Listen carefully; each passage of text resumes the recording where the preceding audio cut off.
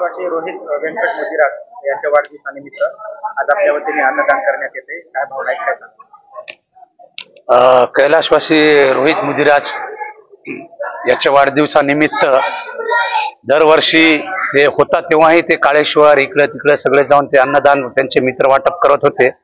आणि आजही जो कार्यक्रम ठेवलेला आहे अन्नदान आणि रसना वाटप, थंड पेयचा रसनाचा वाटपचा कार्यक्रम या ठिकाणी ठेवण्यात आलेला आहे।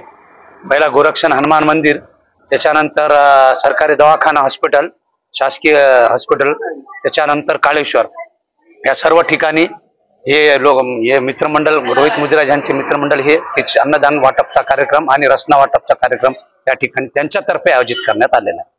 तरी मी या अन्नदान वाटपच्या कार्यक्रमानिमित्त मी ईश्वरास प्रार्थना करतो की रोहित मुदिराज याच्या आत्म्यास शांती द्यावी।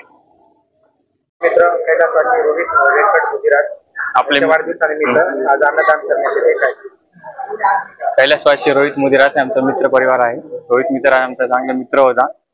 तर तसंच आम्ही दरवर्षीप्रमाणे यावर्षी पण अन्नदान वाटप आणि रक्तदान शिबिर ठेवलेलं आहे। तसंच रोहित मुदिराज का चांगला क्लोज फ्रेंड होता आमचा। ते आमच्यातर्फे एक तिच्या आत्म्याला थोडं शांती भेटावं हो आमच्यातर्फे प्रेम आहे म्हणून आम्ही थोडं त्याच्यासाठी एक अन्नदान वाटप ठेवलेलं आहे।